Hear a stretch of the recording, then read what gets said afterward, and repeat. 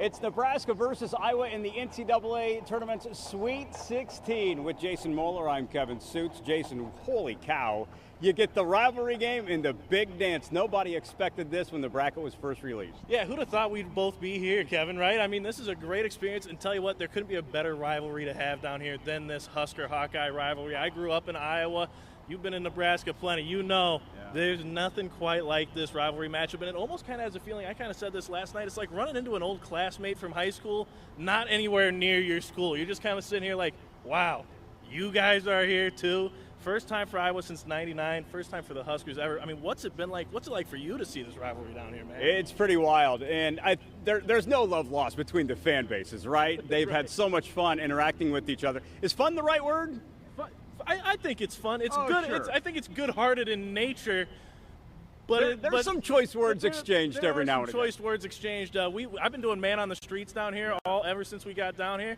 Tell you what, we've had to make a couple of edits to some of those questions because of some of those choice words. So the fans are really having fun with this. As for the players, they're trying not to get too wrapped up in the rivalry element of this ballgame because this is the biggest game.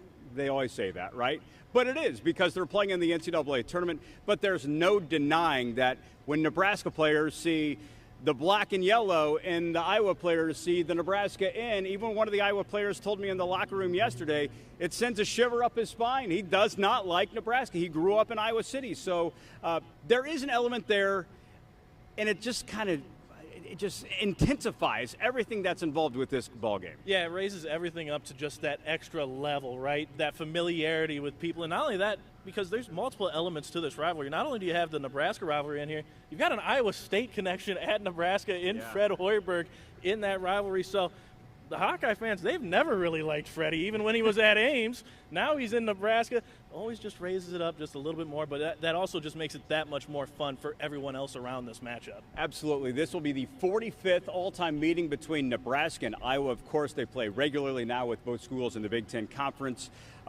If you look at this from a basketball perspective, Jayson, they split during the regular season. Iowa won in Iowa City. Nebraska won in Lincoln. Here comes the rubber match with the highest of stakes. Since we're talking about the way these two teams and schools are intertwined, they have history on the football field. They have history in baseball and wrestling. We can keep on going down the line. Is it safe to say basketball is where the biggest game between these schools has ever existed, and it's going to happen here in Houston? That might be the case. I don't think it's outside of the realm of possibility to say that. I mean, this is definitely the biggest game in Nebraska's men's basketball program's history. It's for sure the biggest game for Iowa since at least my lifetime, Kevin. I know last time was 1999 they made it to this point, right? So it could rank in that high point. I don't know if there's ever been a bowl game between Iowa and Nebraska in the past. I don't think the baseball teams have ever met up in the NCAA tournament. So I would say I don't think you're far off. This could be the biggest game in this rivalry's history. A lot at stake and a huge, huge stage. Let's talk real quickly about this matchup. I know one thing that you're focused on is the pace of play. Iowa really likes to slow it down. They play games in the 50s, low 60s. Nebraska can play that way and win that way. However, the Huskers really like to play with a little bit more pace and shoot the three. Yeah, that's the thing. And here's the thing. Although Iowa's playing a slower pace of play, and Ben McCollum's been doing this ever since he was at Northwest Missouri State, he plays to what his team is capable of or what he thinks they're capable of. He likes that slow pace of play with this team, but that's the thing. Just because it's slow doesn't mean they aren't moving around there. Hawkeyes move the ball really well. They're just very comfortable late in the shot clock.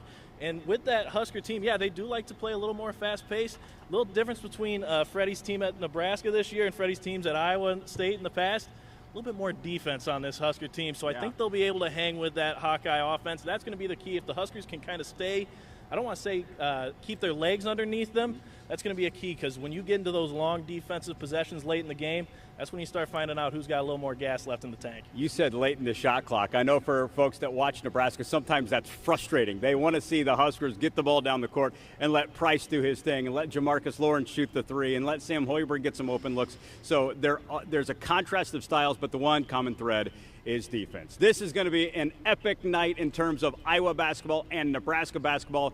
And who knows? They may deliver the game of the tournament. It is March Madness, and both these schools have had quite the ride to get here to Houston.